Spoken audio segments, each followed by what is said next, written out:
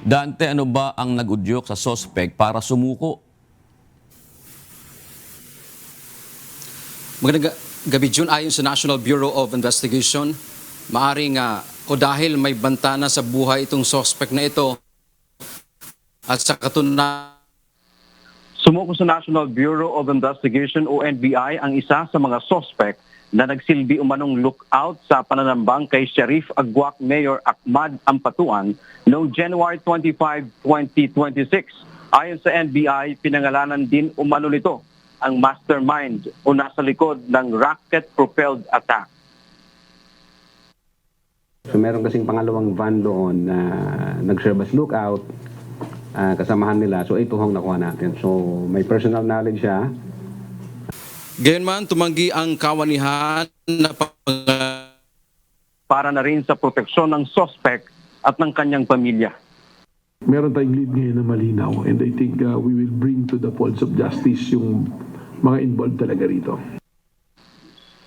Samantala, sumuko rin sa NBI ang 3 miyembro umano ng Bangsamoro Islamic Freedom Fighters o BIFF sa Mama sa Maguindanao del Sur.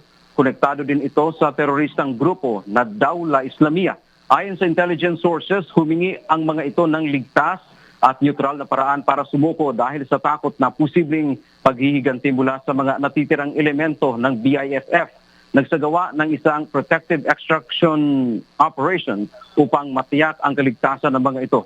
Kasabay ng kanilang pagsuko, isinuko rin nila ang ilang matataas na kalibre ng baril, kabilang na ang isang caliber 15 na Barrett rifle, M79 grenade launcher, M203 grenade launcher tube, Mosin rifle at mga bala.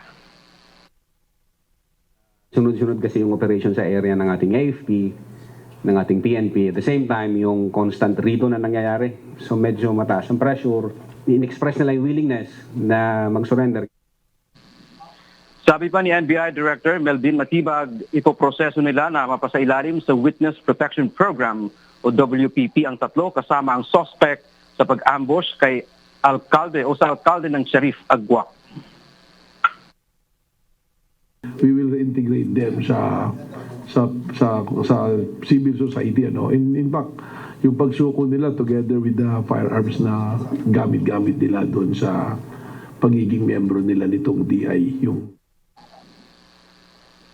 Jun, positibo naman ang NBI na sila ay matatanggap sa Witness Protection Program o WPP ng DOJ dahil nga mayroong banta sa buhay ang mga ito. Yan ang ating update mula dito sa Maynila. Balik sa iyo, June. Maraming salamat, Dante Amento.